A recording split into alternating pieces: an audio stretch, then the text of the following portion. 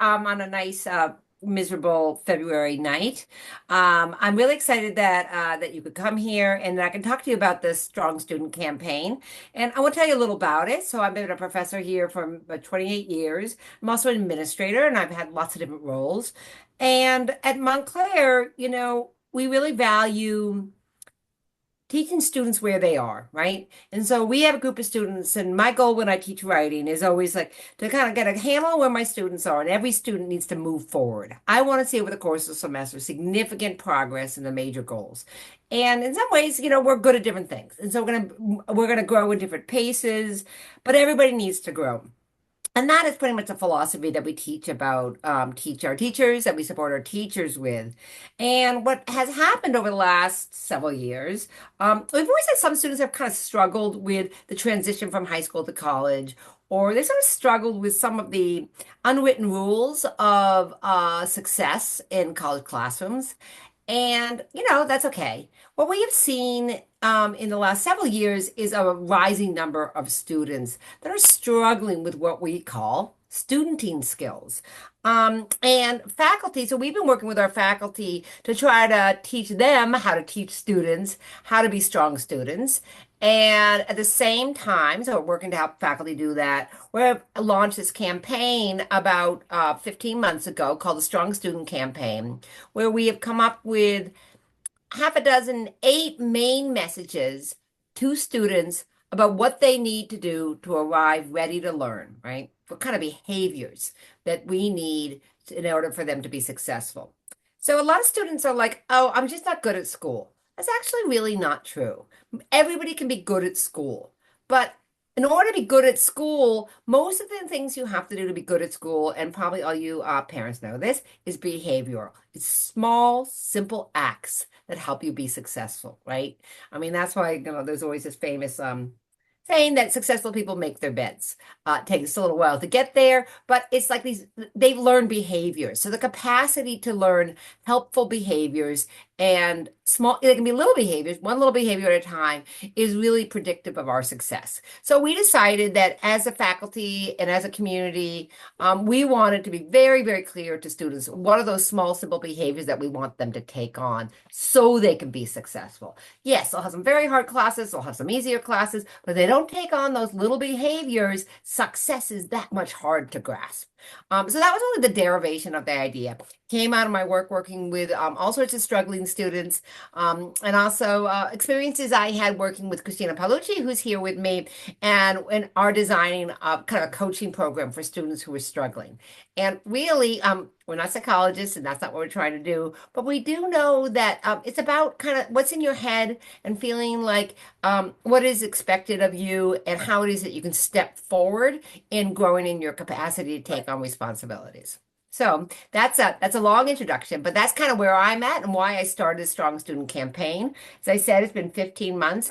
We've seen good, pretty strong results with students being positive about the experience, and faculty say that students, when they show the slides that we're going to show you tonight to their classes, that they see that students are a little more successful than before. So that was a long introduction. How's that, Kelsey? That was great. We'll keep moving along. Um, if you have any questions, feel free to ask them in the chat, or you can unmute yourself at the end of this presentation, and we'll be happy to talk with you one-on-one. But if you have any questions for the meantime, throw them in the chat, and we'll answer you as we can. Well, So kind of our plan is that I'll kind of explain them, but Christina's got to talk about her experience because she's in the classroom a lot, and she's not just in the classroom, she's also an academic coach. And Christina, maybe you can tell them a little bit about our academic coaching program, what you do, and what insights you've gotten from that experience. Absolutely. So the first thing I always remind my students, my coachees, is that they have an advisor, somebody that is going to really help them check off those boxes on degree works, make sure that they are taking the correct classes at the right time in order to graduate during, in the time in which that they are expected to do so. And that advisor stays with them most likely for the 4 years. As an academic coach, I don't have transactional duty. So I don't have the ability to write permits, to add or drop or anything like that. But I am there being the student's cheerleader. I am in their corner as part of their success team to help them understand where are their strengths, where are their weaknesses, Where are they now? Where do they want to go? And then as we get more comfortable in our conversations, which are one-on-one, they're either in person or on Zoom, we figure out, is there a problematic class? Is there an obstacle? And it can be something as simple as they don't plan their time well and they don't get good parking, and then they're late for class and they miss the first 10 minutes. So these conversations that I have with them are to help them really figure out what they're really good at, what they can emphasize to be better, and to help give them the confidence to recognize when something needs improvement or an area of their learning is kind of under development. So I'm empowering the student to kind of take control of where they are in the moment. Mhm. That's the Great. coaching aspect of my life at Montclair.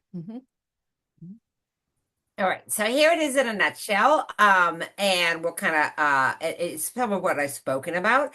But as you can see, here's our sort of 14 weeks, and what we do is they're on campus. These slides are on various places on campus. That's for students to see within the library when they're walking through some of the academic buildings, and then professors support the campaign by projecting the slide each week. And then Kelsey's team, which is a pretty extensive team of folks that message students through her groups and related groups, message students through social media. You may follow some of them. She'll probably tell you about it. But they message them and so they see it on social media, the same themes. So we're trying to kind of sing with one voice about these sorts of ideas. All right, let's get to specifics. So we already started. So it's 10 class like you mean it. And it's right there. So this is comes up with students showing themselves to be ready to learn. And so sometimes some students think being ready to learn means just kind of dragging yourself in there. We are sending this message. So it's about taking out your earbuds, it's about silencing your phone, and it's about being attentive, right? And then we just are very explicit. We want you to ask questions and offer comments when your instructors invites them, right? And that the volunteer system is implicit. Like when someone says, when a professor says, "What does anybody want to add to the contribute to the discussion?" They don't really mean, "Do you want to?" They mean you should, right? So we want to make that really clear to students because some students are like, "Yeah, I really don't want to," and they just sit there. And for them, they're like, they asked me if I wanted to, and the answer was no, so I didn't speak. But to the professor, we're like, not so good. You should have been speaking. So we're trying to explain that very explicitly. Christina? Well, some students are just uncomfortable with maybe raising their hand or answering the question. They might know the answer. So the conversation that I have with a student is, turn it around. So if you do know the answer, maybe you're going to help another student that doesn't, just by hearing your interaction. Also, I might suggest to the student, hey, you don't have to be eager beaver raising your hand every single time.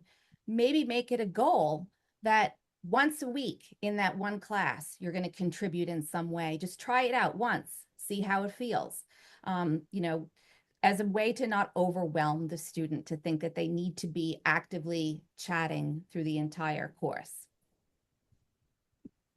All great things to continue to tell your students, but you can also engage with them by asking them what they're learning in class. You being interested may allow them to be more interested too, reinforce good habits, and it's good to know their schedules too, so you're not texting them during class, you're not distracting them, let them be in the moment and be present, as well as just encouraging these little behaviors as they go along.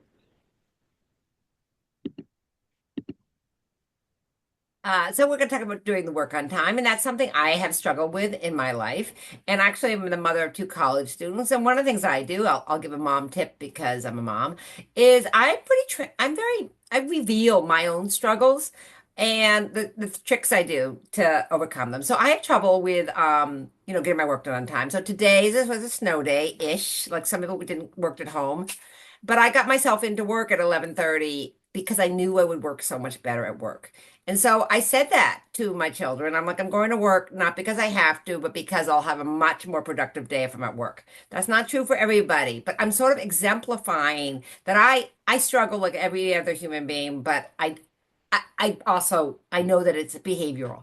That if I know that for me, if I get myself in the right chair, I'm going to do better than if I'm sitting here at home where it's a little more comfortable.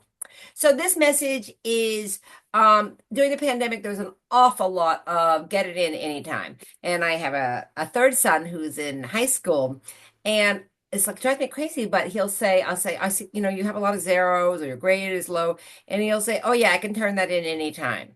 And so that high school teachers in my case, we're kind of teaching them that late doesn't matter, but it does matter in life and it matters in most college classes. So we are really, and what we were finding is that some students would kept putting it off. And even if professors did have like you can do it later, and the semester they couldn't get it done. So they weren't getting it done. So the importance of getting work on time is so important and handling, to seek help if you're having trouble and about homework, right? Is that coming to class when you haven't done their homework, I guess is better than not coming to class at all, but not much better. Mhm. And also it's an idea to remind your student that a deadline or a due date is created specifically so the student doesn't get backed up and overwhelmed in the work, and so that they can follow along and know the material in the correct order. So they're able to retain it and then be more successful on those quizzes and exams. A lot of the times, too, as you go through the course of the semester, things that you did on a homework is going to help you in the future.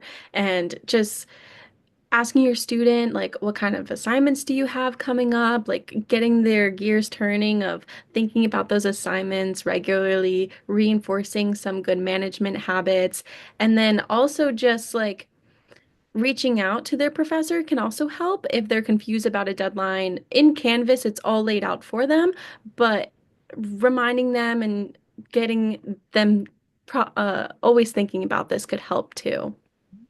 I also like to use the comparison of an athlete to a student. So, for instance, with my athletes and my dancers too, you're working really hard for the final performance, or you're working really hard to win that game.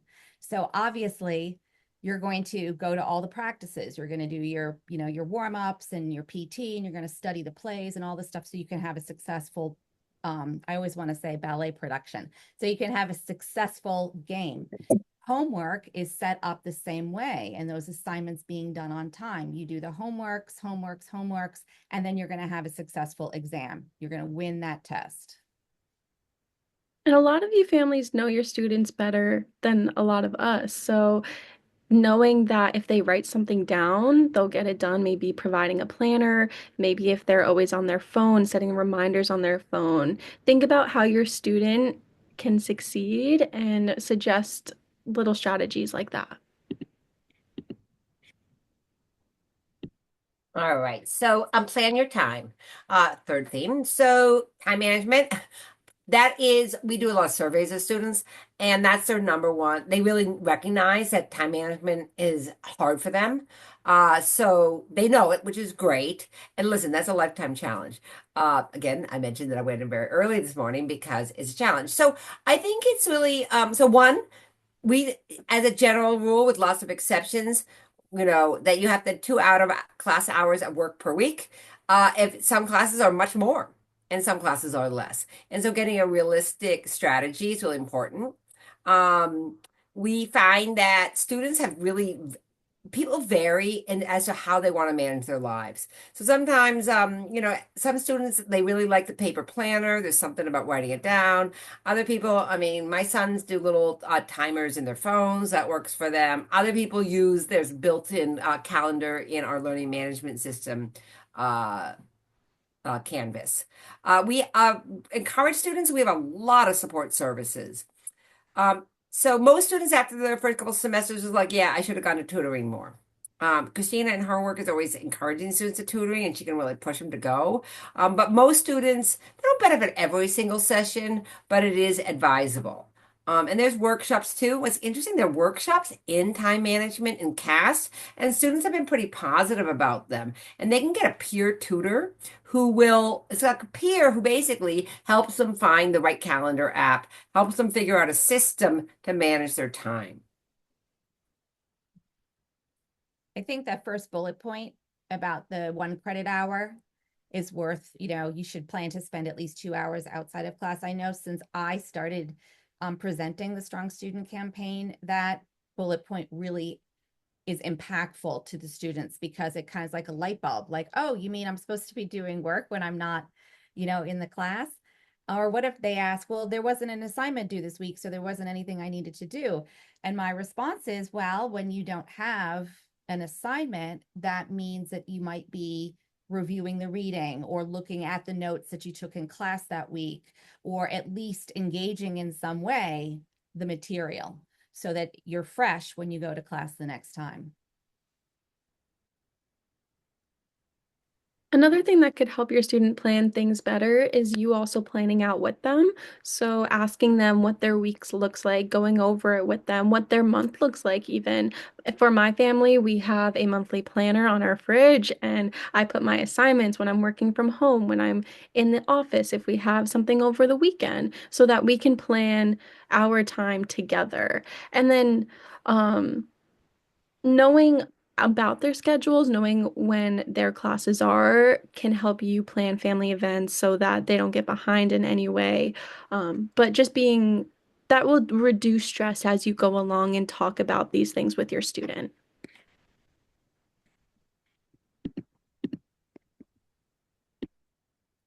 So again, as we said, academic help seeking behavior, faculty rate that as a weakness that they see with many students. So there's a couple different things there's a couple different ways to seek help. Obviously, there's a tutoring center, there are peers, right? Strong peers, and there's a professor, right? Going into office hours. Students really struggle with the third, I have to say, because they're afraid of the judgment, right?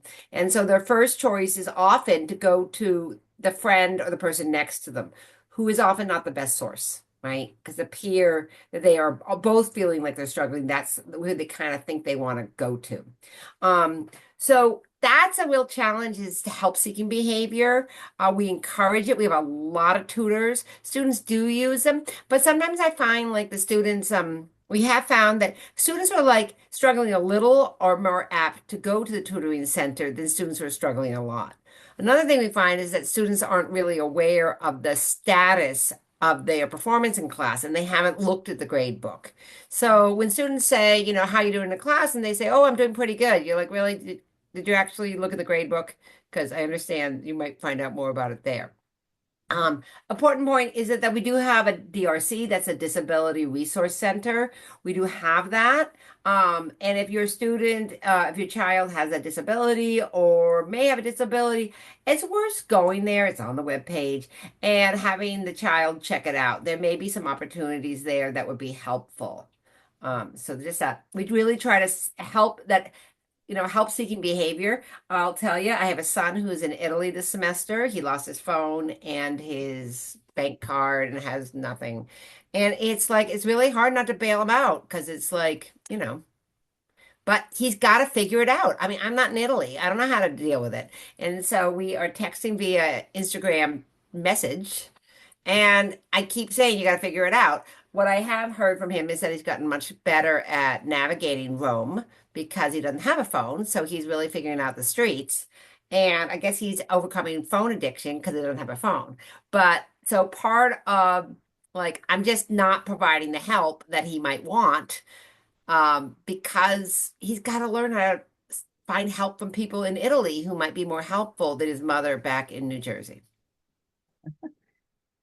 I always tell my students, sometimes when they've held something back from me and finally we have to have that heart to heart, and this is helpful. I'm sharing this because I want you to tell this to your children, your students, that as teachers, we're supposedly experts in our field, and we do this because we love to do it and we want to engage with the students.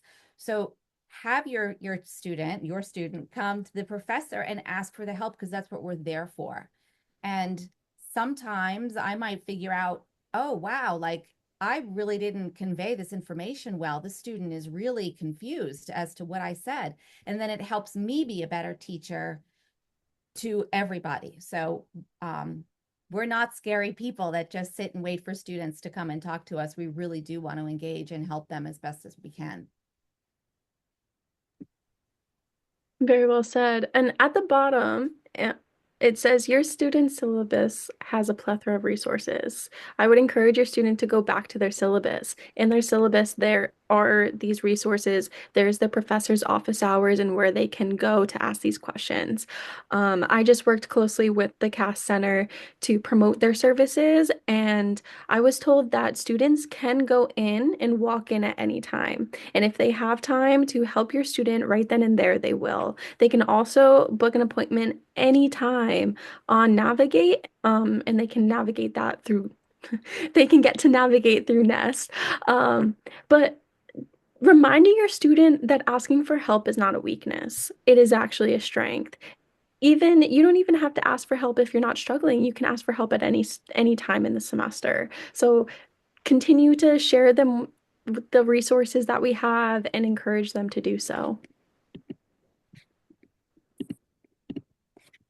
And it's very helpful also, I think, as parents that we model that again. I really believe that as I have older children, is that and not only modeling that, but kind of explaining that you're modeling it. Say, I don't really want to go. I don't like going to go. Look, I always say this. I don't really want to ask your father to help me with this problem I'm having, but I'm gonna go do it. Right? Like nobody, it's natural not to avoid help, get seeking help, but so externalizing whatever your struggles are that you work to overcome can make them see that it's not just that you're all adult and you're perfect at it, but that you also have these kinds of struggles. So it brings us to our next one about taking care of your health. And just today, I was in a meeting with some of the nursing faculty, and they're working on helping students manage stress. And we are doing a lot to help students think about how to take care of their health. But we put this here because actually being successful in life includes health care. And we make a real point of saying whether health is health. We don't care if it's mental health or physical health. Health is health, right? And so we're going to talk to students a little bit about that. We have the Student Health Center, they're clinicians. Students don't need to be walking around, blowing their noses and feeling, terrible. They can go to the health center. They can go there and get their flu shot. It's not too late. And then obviously we have a series of mental health services. And young people are a lot less, there's also lower stigma about mental health services, but they can still be reluctant just to get there. There are groups, lots and lots of success with some of the groups that we find for any kind of group that you want to, children of this group, children of that, and people find it quite helpful. It also helps with the socializing. So part of your health is social health, and as we know, we saw a real loss in some of those social skills from the pandemic. And then Montclair State is a really big institution. We want to, they got to keep trying to find a club or a group that's very, very helpful. And realistically, as I say with my students, I'm like, it's the first club isn't going to be the best club for you. You may have to try, make a few tries to get there before you're going to find that place where you're going to feel socially engaged. But obviously, I'm sure you're concerned about their health, but thinking about that as an academic issue, right? That being healthy is required to be successful in school, to eat the right things, to eat enough, eat a little bit before going to class is very helpful. Montclair has a certification for both faculty and students, I think, Emily, correct me if I'm wrong, mental health first aid responders. Is that for faculty as well as students? Yeah, and staff.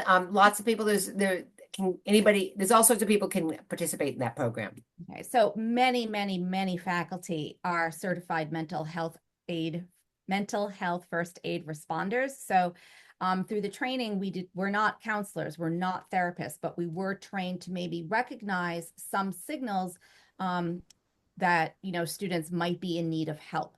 And through that, kind of observation and discussion, then we're able to make the recommendation for a resource that the student may need.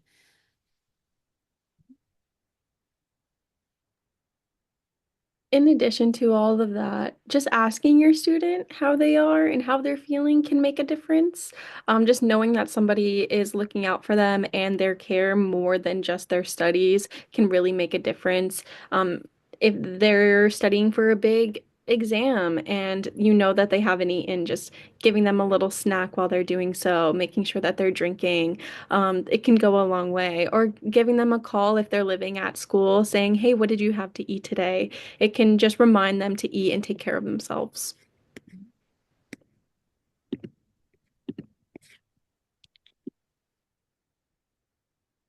Okay, so around mid-semester, we emphasize what I already spoke about, which is finding their community. Students often don't believe us as freshmen that they need to find a community in their first semester. If your child is beyond the first semester, they've either found a community or they have given up on finding a community or they are ready to do it, but they aren't quite sure how to.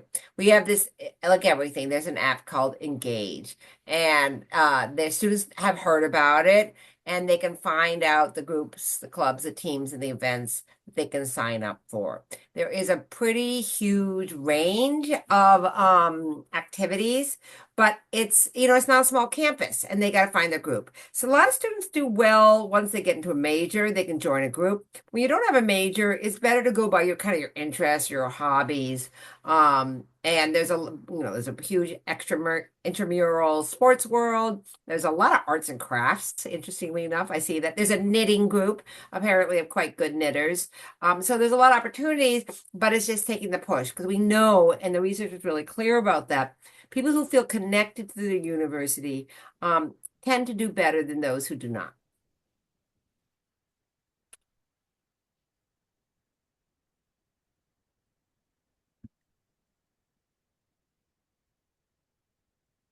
Is it my turn? No, it's Christina's. Well, it's my turn, and I was like going through my brain, what can I say that Emily hasn't already said? Because I agree. I mean, I see that kind of disconnect with the commuter students. And even though we do have activities for commuters, I do see that in those that are coming to campus just to go to class and then they have to leave right away to go to work, or they have to leave right away to go and take care of a sibling at home. But we do have things for them to do when they're rushing in and out. And again, Engage is the place to find out, when and where those activities are taking place for them. I'd also ask your student, anything fun or interesting happen on campus. Uh, there's always something happening in our quad, in the student center. So reminding your student to get out there and just say yes to things. I would really just encourage your student to take the most advantage that they can out of their time here. I am where I am today because I said yes to one small opportunity and followed that through my 3 years and made great connections. So anything that they get involved with can lead to something amazing, maybe something that they've never even considered. There's so many ways to get involved, engage. Just walking around campus, social media. There's multiple accounts on social media that promote their own services. And then as well, families reading your own email. I send you a lot of events that you can suggest to your student and share with your student. So also making those suggestions because you know your student better than us. I'll take the next slide while Kelsey answers a Super Bowl question. So we're actually kind of rolling through to the next one, and what you'll see is they come again, like it's the same ones, pretty soon. But at the kind of the midpoint semester, it's about your strengths and weaknesses, and so that self-knowledge is again as well associated with student success. We find that all of us have weaknesses, but we just have to think about how to overcome our weaknesses and how to take advantage of our strengths. So what we try to do is get students to do that, but to think really thoughtfully about that, kind of what they do well. What we find the students that aren't successful, that's a real challenge that they have. Is that they are like, for example, like they're studying, they're like going home and saying they're going to study from their bedroom in their bed and it never happens, right? And they're not breaking that routine and that habit. They're not connecting the dots. They're still practicing wishful thinking. Like, oh yeah, I really, really hope that I can study while watching TV and TikTok and eating. They can't. But they're kind of rejecting that self-knowledge. They're not doing that reflective work. And often, as you know, behavioral changes really make the difference. Like for my son, one of the sons, the light bulb changed for him when he just accepted that he always had to sit in the front of the class. He don't like it, but he's got to do it. He just knows if he doesn't sit in the front of class, it won't work. I mean, the students know that their phones are distractions. The same way we know that, that we use our phones too much. They tell me that all the time, that that's the reason why they didn't get it done, or why they're behind, is because they sat down on their bed and 2 hours went by and they were on TikTok and they haven't started their assignment. So a suggestion that I make is there's nothing wrong with going on your phone, but can you discipline yourself to say, I'm going to sit down for 20 minutes and I'm going to work on my assignment for 20 minutes. And at the end of that 20 minutes, if I'm getting the groove, I'm going to go a little longer. And if I'm not in the groove, then I'm going to take a little 10-minute break. I'm sure you've heard of that rule before, right? The 20 and the 10, the 20 and the 10.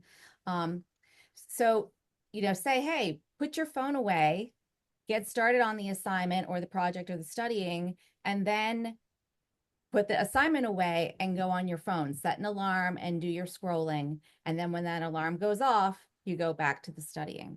So that's another tactic that you might want to share with your students, because I have heard from them that it does work. One student locks her locks her phone in the other room and won't go and get it until her timer has gone off. And as a result of that, she is getting her stuff done.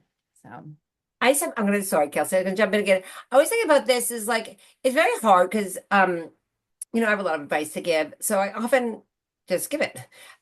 When I'm being a little bit more patient with my students, what I think often works better is when they're like complaining about something, I talk about something like, huh, what do you think? Like, what do you think? What do you think you could do? And then trying to pause like I just did, you know what I mean? Because it's like really they got to figure it out. Now, if they're stuck, I'm happy to help. But like if I can start with a question, I think it's more effective. well, I was just going to bring that up, Emily. I'm glad you said that, because the open-ended questions are very helpful to the student. And we have those listed on the slides here. So if you can say, let's just say your student is like rushing out of the house every morning, doesn't have time to eat, forgets to put stuff in their backpack, they're a mess, they can't make it on time. Instead of saying, why can't you make it to class on time? Maybe change it up and say, what can we do so that you can have a better morning? Have that pause, let them think about it.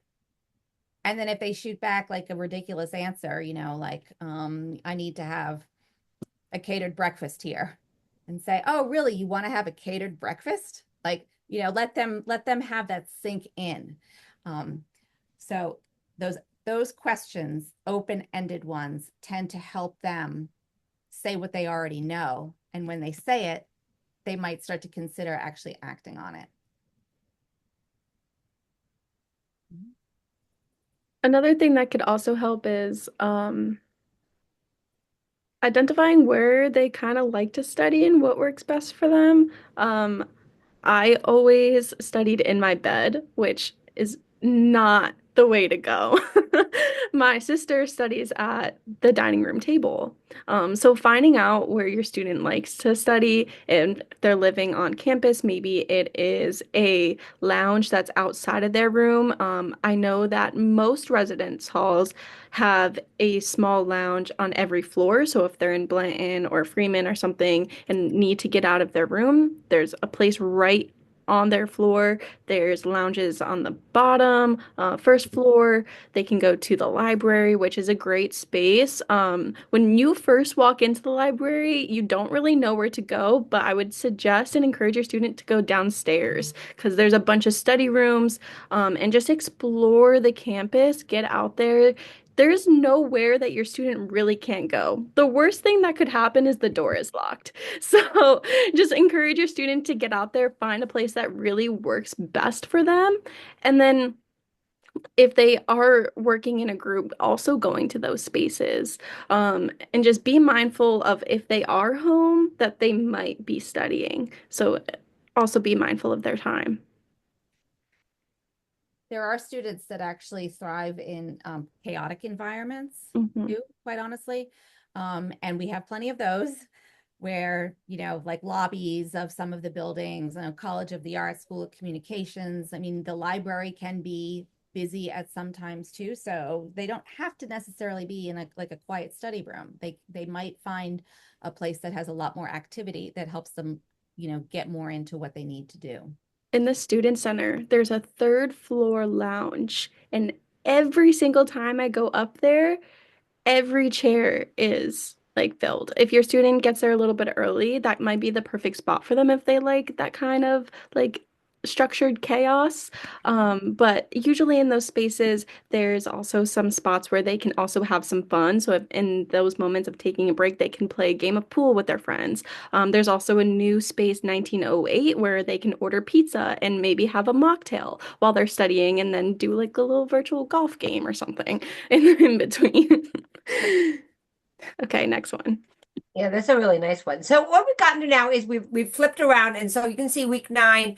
Oh no, we're not quite. We're almost have flipped around. Sorry, we're dealing with absences effectively, and so they already have had absences. One of the tricks I say to students, and you can do this, is I say, when you skip my class, what do you think it costs you? And then we do a little math and we find out how much it is. But absences are really well associated with lower grades. It's just true, right? And I bet you know that. Not all students know that. So obviously, besides avoiding absences, we want to encourage students with sort of proactive behavior. Now, so your students should tell their professor if they're gonna miss class in advance. But that's not actually like 100%. That's helpful, but it's not 100%. Sometimes I have a phenomenon where students be like, "Oh, I wanted to let you know I'm missing class." And then they write the next week, "Oh, I want to let you know that I'm missing class." Like there's still a penalty. You mitigate your penalty for missing class if you let your professor know, but it doesn't typically, erase the problem. Most professors, well, they vary a little bit, but most of us have absentee policies, and you really can miss maybe a week of class. Students should hold on to their their chip on a class because they're going to need it later, right? They don't need it at the beginning of the semester. So we have really struggled with attendance. There was there can be a perception that because the professor may put the notes on Canvas or whatever, that you don't really need to go to class. I hope that's not the case. As an administrator and a senior faculty member, I don't think the students should be wasting their time when they go to class. They may not be having a blast every time they go to class, but they shouldn't be wasting their time. So we really try to coach them, and I hope you will too, but how to cope with that problem. What they should not do, and you probably know this, is write the professor and say what I miss. Because of course it infuriates the professor because they like to think, that they're going to find out some other way. Or the question we have there, did I miss anything? That also infuriates us because we like to think we've offered something useful in every class. Now, if there's a big issue, your students need to advocate for themselves and go to see the dean of students, right? And so obviously, if they've had a very unexpected health crisis, anything that is very unexpected and it's going to last more than 2 weeks, that's when they go to dean of students.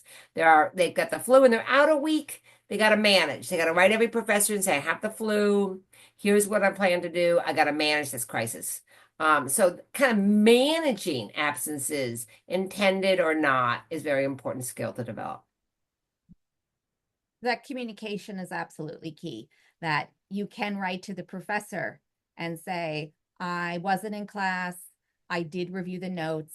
I do have one question. I'm prepared to ask it in class, next week or something to that effect. So at least the professor knows that you might not have physically been there, but you are taking the action to be in the timeline of the course and not fall behind in any way. So that communication and that relationship that you are developing with the professor is helping. It's helping you understand kind of the nuance of the professor, the material, how you need to pick it up and how you need to be prepared for what's ahead of you. So I always tell my students, don't ghost me, like, you know, I'm still here for you, but I need to know where you were and what you're going to do to be ready for the next module, the next, skills that we're going to go over in the class. It's a great tips. Mhm. Keep on encouraging these little tips that we're explaining, but also there's ways to avoid it altogether. So, like we mentioned earlier, take care of your health. Check up on your student. Go to the health center if you're feeling a little under the weather and get ahead of it. If your student says, "Oh, I have a little headache. Oh, I'm starting to get a little stuffy," maybe try and get ahead of it before it gets too bad and they have to miss the class. Or go back to knowing your student's schedule and don't plan a vacation or a family outing when your student has class. Just be aware of those little things because one class can really put your student behind. Even if they do ask their friend for a note or their notes, or they do go through those modules and read the textbook, it's hard sometimes to get back up. So avoiding that entirely may be the key, but to deal with it effectively if it does happen. Yeah, and I mean, I think like in high school, sometimes like you can make a dentist appointment during class. Don't make dentist appointments during class. Like students will give me, I won't accept doctor's notes. I don't want to get involved. That's your health. You got to plan your life. And so I don't accept them at all. And so, but sometimes students will give it to me anyway. So it's like I got this note from like the dentist office, and I was like, Mary Lou is out of class because she's had a routine de dental cleaning. I'm like, that was horrible. It was worse than not getting a note at all. I didn't want to hear that like she's scheduled. She would rather go to the dentist than go to my class. That was not like a really positive experience for me. So if you're the person that helps with a dentist appointment, please don't make them during class time. I agree, Emily. I really agree with that one. The Oh. class only, twice a week for 3 hours. And you have to schedule your dentist appointment during my class. I don't understand that. The end of the semester is a real challenge, right? It really is hard. Like we all are just so done. We don't want to do any more work. And so we are gonna like that's, it's a really crucial period. You can really boost your grade. You can really do a lot better. And so all the best habits have to be leaned into. And we do things can really shift. I've seen students who were kind of wavering and I was kind of worried about them. And they knocked it out the last 2 weeks. And they wrote really strong essays. And I was like, finish strong. I'm good. I'm good. Your grade went up. I've also seen students just peter out and really hurt their grade. And it's also like, I mean, I'm talking about grades a lot, which are important, but also it's like those final projects. It really is cementing the learning. Like we design these courses, so it's like we've taught you all these things, and now you're pulling it together. And so it is unfortunate, but it is a stressful time. We know it's a stressful time, and you're having to really be pushed to lock in a way that you haven't been all semester. Yeah, the end.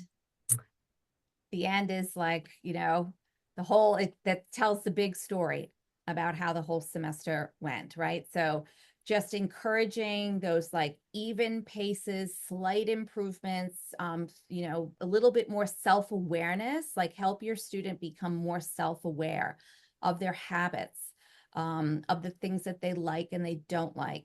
And then when you see that improvement, when you see them even like 1%, doing something differently, encourage that, notice it, and let them know that, hey, that's going to make a difference.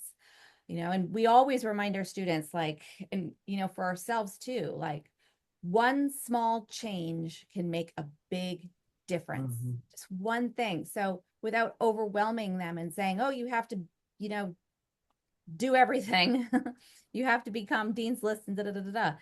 If the biggest thing you accomplish is doing all of your homework on time in that class that is really hard for you, that's huge, because that's going to boost their confidence so much that it's going to start to trickle into other areas of their life and their other subjects. The end of the semester can be a little tough, especially when all of your classes have those final projects, all of your classes have exams, and it will sneak up on you real quick. It will be in the middle of April, and then all of a sudden it's the last week of school.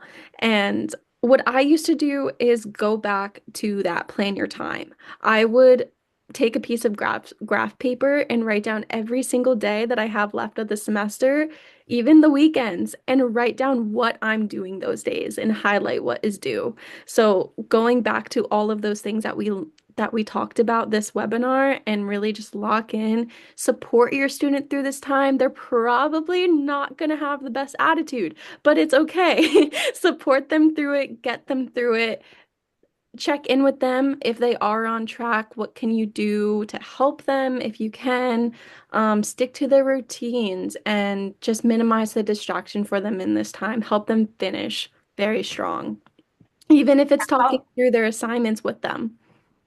Right. And I'll send, I'll lesson. So maybe a time to lesson a chore, like maybe if, you have your child has a regular responsibility of picking up a younger siblings on Tuesdays, Thursdays, and Fridays.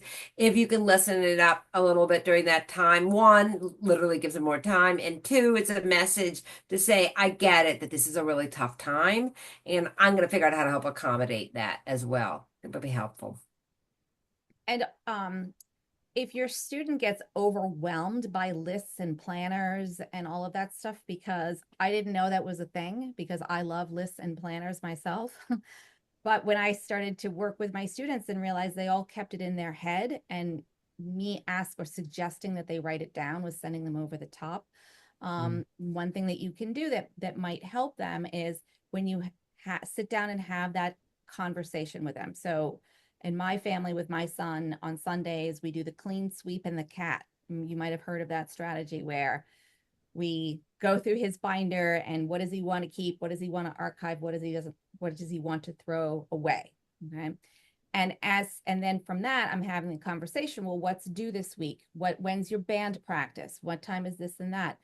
And then I'm making that note for myself so that I can casually mention it to him. Hey, don't forget, you've got band today. Remember to, pack your saxophone. So it's not putting the pressure on him to write everything down and look at the list and say, how am I going to get this all done? But I'm just casually throwing it out there to help him stay on top of it.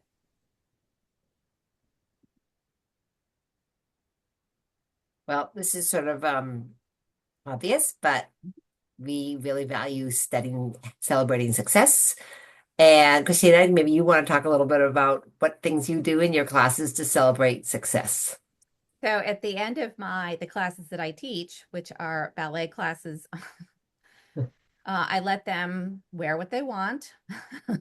One girl came in a full-blown unicorn costume. But we sit down and we have the conversation about, what really worked. What do you want to emphasize next semester? And what things do you think still need improvement? And because we talk about it collectively, and they say, oh, I got better at my pirouettes, or I got all of my, my ballet assignments were in on time. Everything was done. I did my research, blah, blah, blah. They feel good about that because most likely they probably helped each other in some way. And so they're able to reflect and look back and say, wow, I did do it. I am here. I did finish this semester. I am moving up. So that self-reflection time and allowing them to kind of vocalize where they were, where they are now, and where they want to be is very impactful. That's so awesome. There's a lot of events at the end of the semester also to help your student just relax and celebrate. One of the pictures that you see on the screen is a ball. Last year, I think, or 2 years ago, it was on a boat. So there's a few things on campus that your student can do. Just remind them to look at social media and their emails to find out those little things. But you can also ask your student how they want to celebrate. Maybe it's a little dinner. Maybe they want a tiny little gift, or maybe they want to do something with their friends. Ask them how they want to celebrate and encourage that.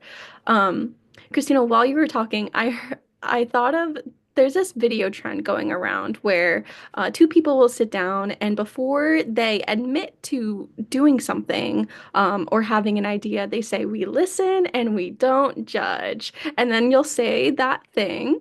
and then you'll remind yourself, we listened and don't judge.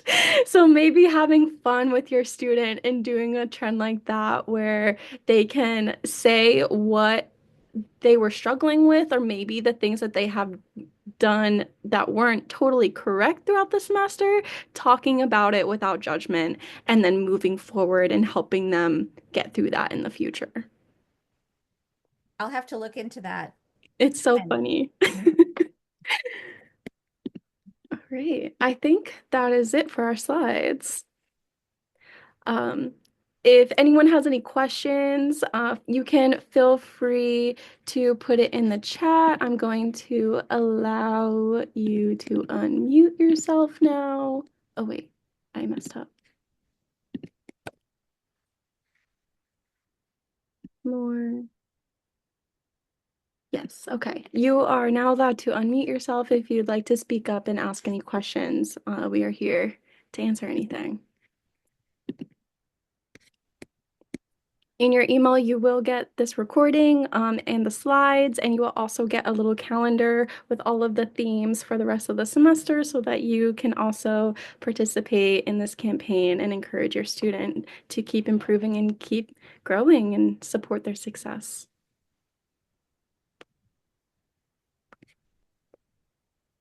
I have a question. Great. How does my student get she's a sophomore this year, and it seems like every time she meets with her counselor, she's always all her classes she wants to take are always full.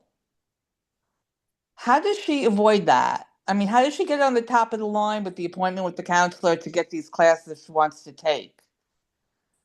Does she have, what's her major? Film and television.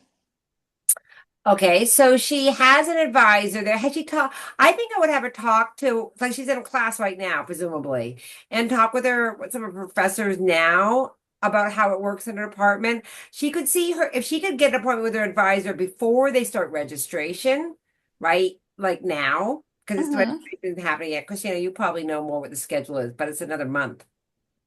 no, you're right, Emily.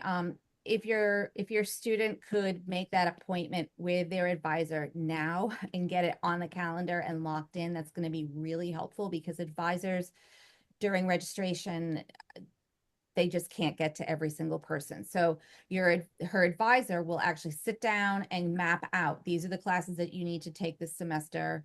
Here's the CRN number, da, da, da, da, da. If a permit is needed, meaning like a prerequisite of some sort, then the advisor will be able to get that done in advance rather than, at the last minute. So So she can make an appointment with her advisor now yes. for when's the next for what next year? Yeah, she Um, could have one next week. I mean, she can probably get an appointment. Advisors have like they have a scheduling tool, and she can say, "I want to talk to you about classes next year." Right, and and this is what okay. and so So because fall registration is for Emily, first week of April, last week of March, it's It will around be then. around April, yeah. It's coming up. And so your student will get a registration time. So mhm. like, it'll be sophomores, da da da, this time, big chunk of time. And then they go on and they, you know, register for the classes. Mhm. There, so I mean, I know I'm talking in circles. If your student does get waitlisted and can't get into a class, and Kelsey, you might know this, is something called Corsico, is that correct? Where the students can actually see like when a spot opens up in the classroom so that they can then go in and register. I think the best course of action is yes, meet with your advisor early. They can make an appointment with their advisor at any time for anything. I sat with my advisor and I would plan for the next 2 semesters. So I would plan for fall and then I would plan for spring. It might be a little bit earlier than April this year. I'm not so sure just because of the change in the academic calendar. We end May 5th. So it might be a little bit early, but around late March, early April is where they will start getting communications about registration. So meet with your advisor, make sure that your student has their CRNs written down. So that's the code for those classes, and then have like 2 or 3 backups. There is a website called Corsical, That's and what I they heard. can put their uh, they can put those classes Classes. into there and then see what it looks like and then have some backups as well. But their registration time is the first time that they can register. So I would make sure that your student is really prepared to sit there and register as soon as possible because they'll fill up. Oh, okay. So it's called Corsical. She can make the appointment whenever she wants Well, for you next can make semester. it For now. the next semester, she could don't wait for registration, right? To be proactive and get the appointment with the counselor now. Yes. Okay, great. And I have one more question. I'm sorry, I don't mean to hog up your time. With the absences, because she is very concerned, she never misses a class. But if she does get the flu, I heard a lot of like, don't ask the professor what she missed, or go to another student and get notes. I mean, what if she is sick with the flu for a week and she's deathly sick and she comes back and she wants to catch up? What is the best way to catch up? I Like, would go to see that. I mean, I would look at it was pretty much all laid out in Canvas. So I would okay, get myself, okay. and then I'd go to office hours.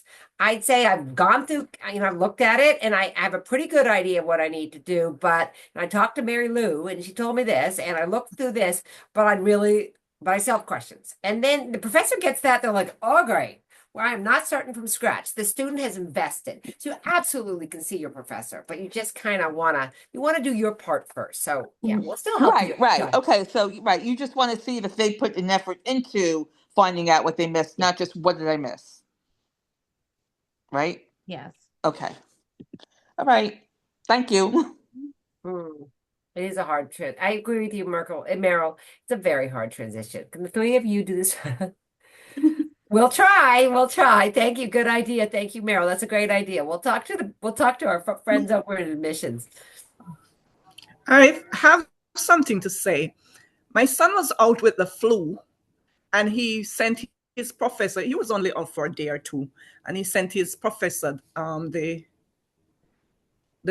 sick note that he got from the doctor, and he allowed him to be on Zoom with the class. So something like that works sometimes. Yeah. Yeah, it can vary. Mhm.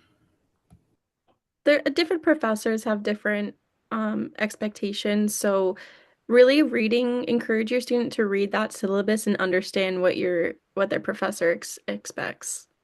Yeah. And that's hard for a lot of students because it's like, in a high school, there might be lots of policies that this is the policy for all the classes. Montclair State's a great big university. I remember I was walking with a student and I was chatting with a student about like where to go. She goes, "Oh, you seem so nice. What do you teach?" I told her. She goes, "Oh, I'd love to take you one of your classes." And I was like, okay. And she's like, "Hopefully I'll run into you again and have you as a teacher." And I didn't have the heart to tell her there were like 2,000 different instructors because she wasn't going to run into me again. But that's hard. That's a big transition. It's a big university.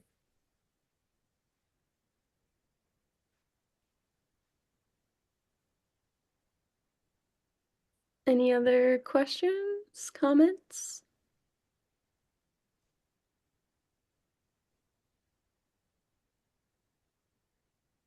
Well, thank you, everybody. It's time to go eat dinner. My rice is ready. I'm hungry.